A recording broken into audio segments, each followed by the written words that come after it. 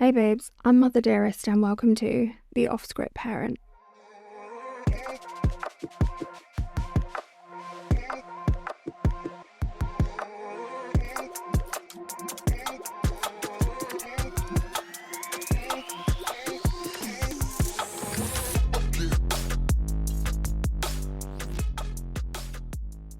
Welcome everyone. So today we're talking about how to listen so your kids will actually talk, which kind of flips the script on all the books and podcasts that promote how to talk so people listen.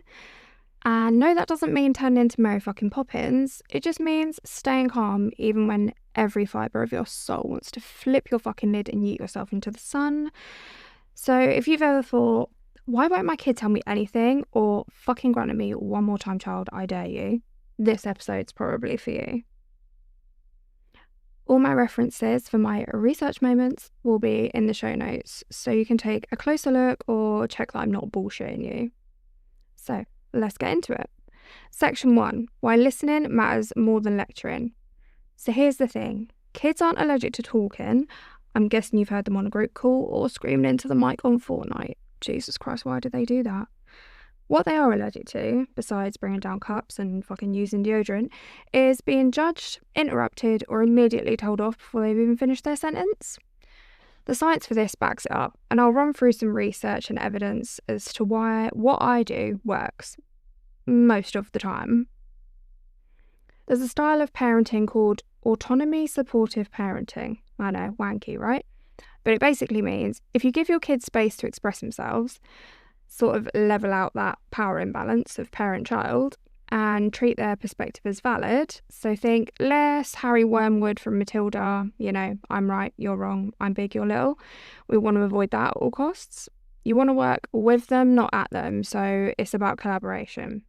You know how you want or wanted, if you're a single Pringle, being there, to be like a team with your partner so things run smoothly and you feel seen and heard. That's kind of what we want to go for here with our kids.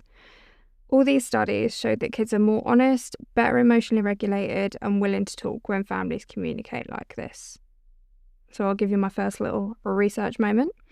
I looked at 3 studies which evidenced that when parents support autonomy, i.e. asking questions, listening, and involving kids in decisions, their motivation and honesty massively increased. Active listening resulted in greater trust between parent and child, less defensiveness from the kids, and it made the kids more likely to confide in you. And the final bit of research said that when you parent using autonomy-supportive communication, that's really fucking hard for me to say, it's linked to better emotional well-being and fewer behavioural issues, also known as kicking the fuck off at drop of a hat. We've all been there. So basically, kids will talk when they feel emotionally safe and valued. Kids shut down when they feel controlled and dismissed. And they're definitely going to shut down if they feel like they're about to get a massive fucking lecture. Section 2, how I keep that door open. So people quite often ask me, how is it that your kids talk to you about stuff? And honestly, because I don't act like a warden waiting to take away their phones or PlayStations. I'm not saying I haven't done that, but we'll talk about that on another episode about agreed boundaries. So when one of my kids casually drops a bombshell, or I learn about some fuckery they've pulled, I can feel my inner demon wanting to explode.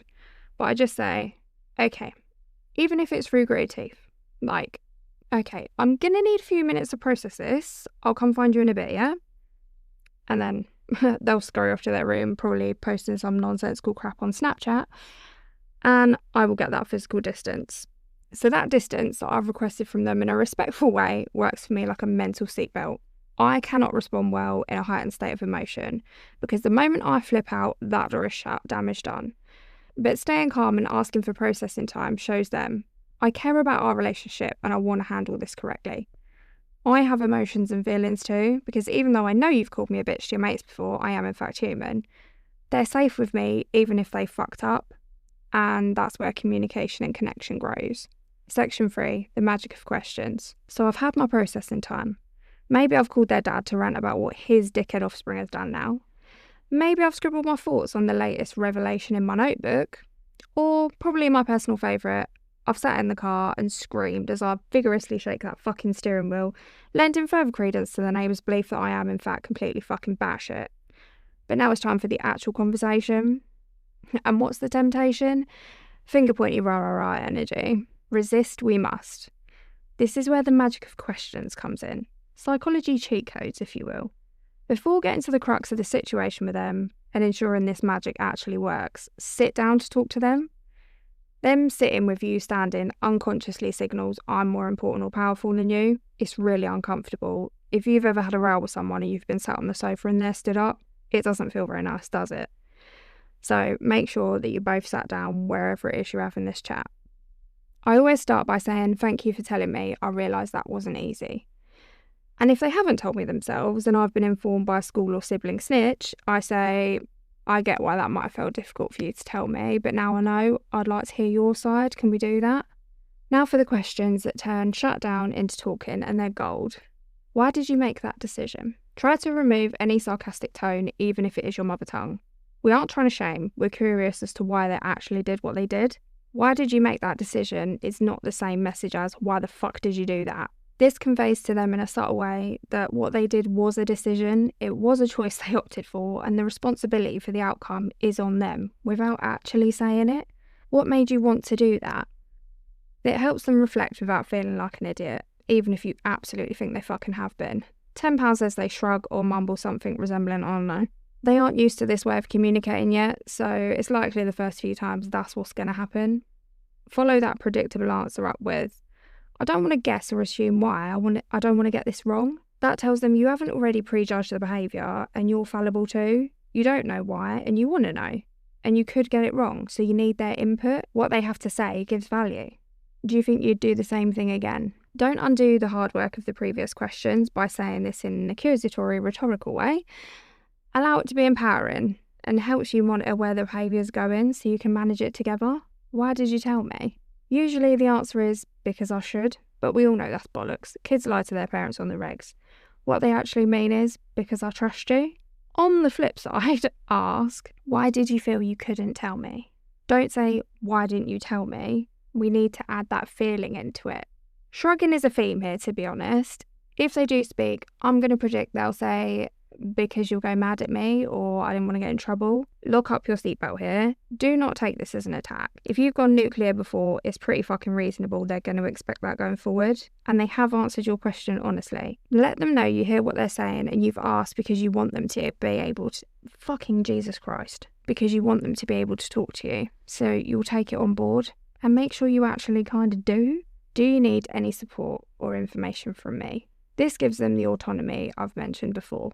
And it shows respect. If they say, no, I'm good, or I don't know, ask, well, can you tell me what you already know so we can bridge any knowledge gaps either of us have? It's phrased to avoid it feeling like a quiz. It's not a trap, so you can say, you know, fuck all, stop doing dumb shit, but a genuine desire to check that they're making a decision that's informed. But also, they may well actually know something you don't. Kids aren't completely stupid, even if they do believe 95% of the bullshit they see on TikTok. And even though this is only 6 questions, going through them is going to feel quite emotionally draining for them, and maybe you, depending on what they say. If they don't want to talk about support or information right now, that's also fine. Don't push them. If you try to keep the conversation going now, you'll fall back straight into that pattern of talking at them while they're giving you basic answers we've all banked for and we've mentally checked out. Thank them for their honesty and allowing you to understand where they're coming from. Ask them to come to you when they're ready to close the issue off. That bit's quite important. This sends the message that it isn't finished, but it will be. You want to close this off. It's not going to be something that you're going to use as a stick to beat them with every time you cross their path, but it does give them that autonomy to come to you when they're ready. These questions do the opposite of lecturing. They open that dialogue we so desperately want from our kids. Research moment number 2. So these questions align with motivational interviewing techniques, which use open questioning to bring out honesty and reduce defensiveness. They also fit with self-determination theory, which says kids cooperate more when they feel respected and autonomous. We all want them to talk to us, and we want to keep them safe and help them. Giving them space to be heard without fear of our reaction is the only way we're actually going to achieve that. I tell you now, I never realised why podcasters used to have drinks while they were recording all the time, and they're always like, oh sorry, I've just clonked my drink, and I was like, why is everyone... Do you know what I get now? Actually doing this much talking, my tongue is like fucking Velcro, I'm not even kidding. So apologies for that clang. But good God. Section 4 now. I've tried a cigarette example.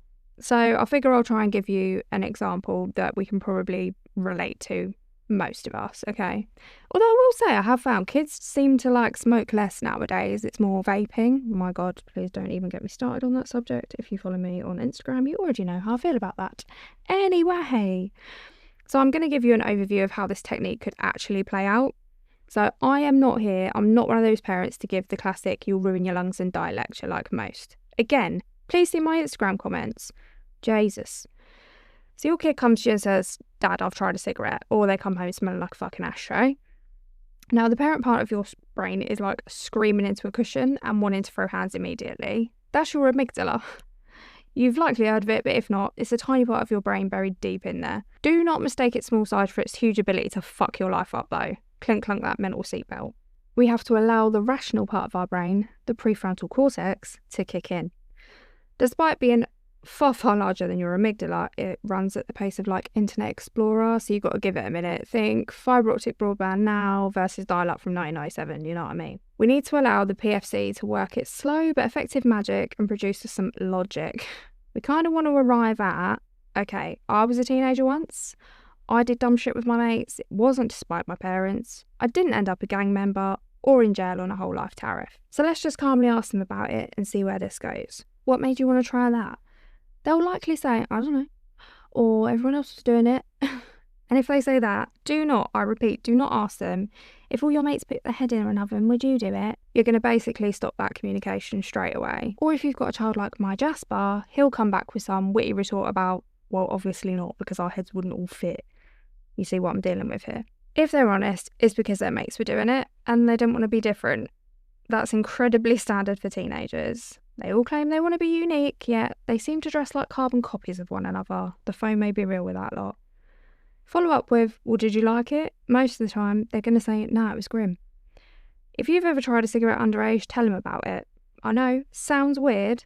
Honestly, this is genuinely what I do with my kids. It doesn't encourage the behaviour. They don't think, well, you did it, so I can. It shows empathy. Tell them you get it. You did it because your mates did it, or you took one out your nan's handbag, or whatever it was. It stemmed from curiosity and wanting to be included. That's the exact same reasoning that made them try it. It opens an honest dialogue and it gives you common ground. They can actually relate to you. If you didn't do this, well done you fucking goody-goody. Think back to a time when you did something you weren't 100% on, but you did it because all your mates were. The thing you did isn't actually that relevant. It's that feeling of ignoring your doubts or the rules, potential repercussions, to feel included, and we've all felt that. So that's going to lead you into, so what do you already know about smoking? And they're going to tell you exactly what you want to hear, all the obvious health stuff to varying degrees. So fill in the gaps if you need to, or research it together, better still. Do not do the classic Google image of black lungs after 40 years of smoking.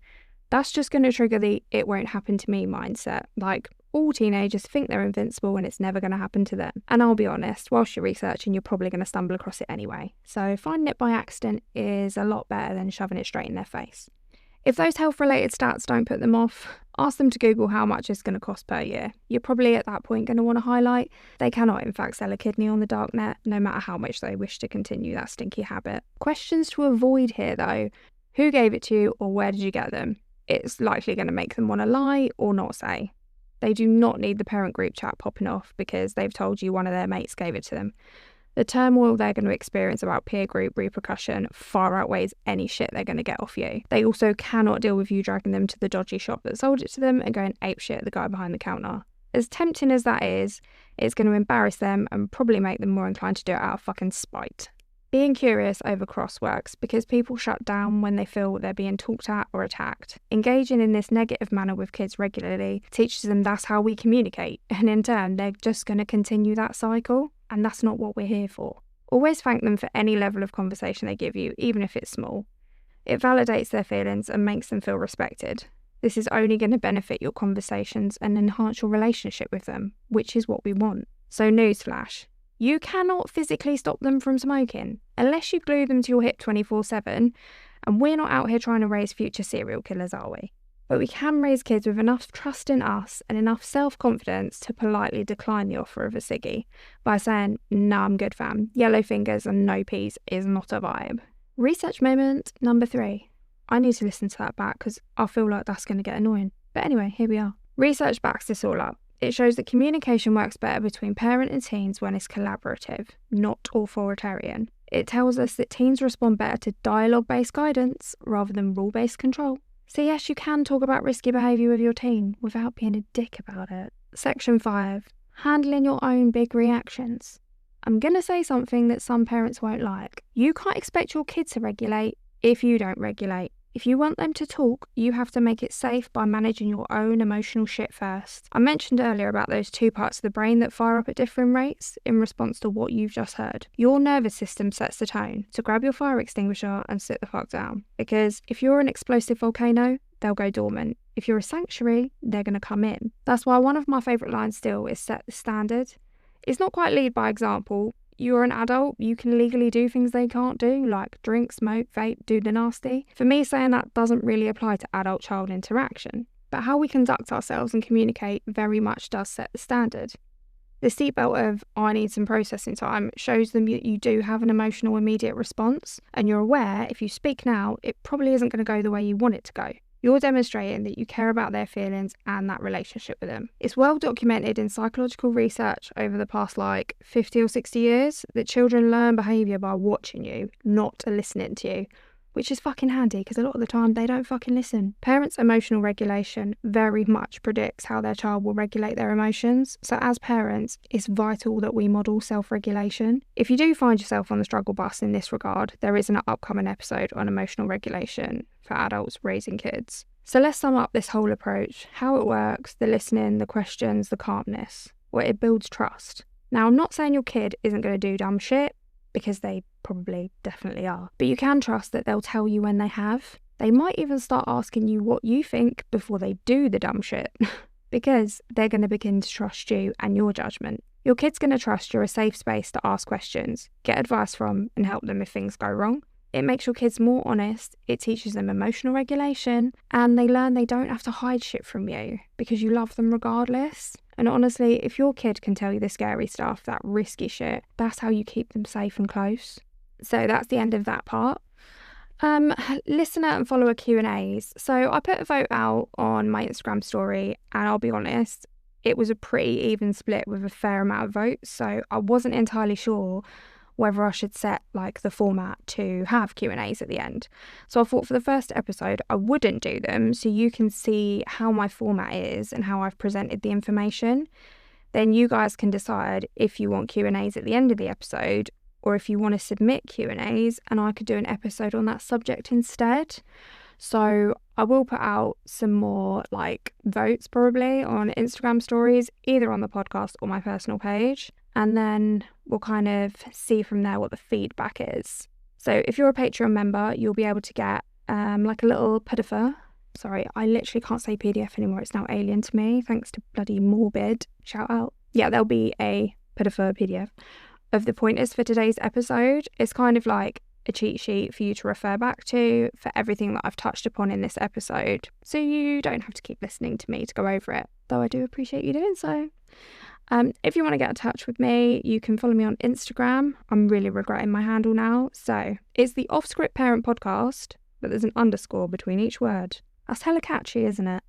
It's in the show notes. Or you can email me at theoffscriptparent@gmail.com. But always, guys, be kind to yourselves and your kids because neither of you asked to be here and it's fucking wild out there. Much love, Mother Dearest.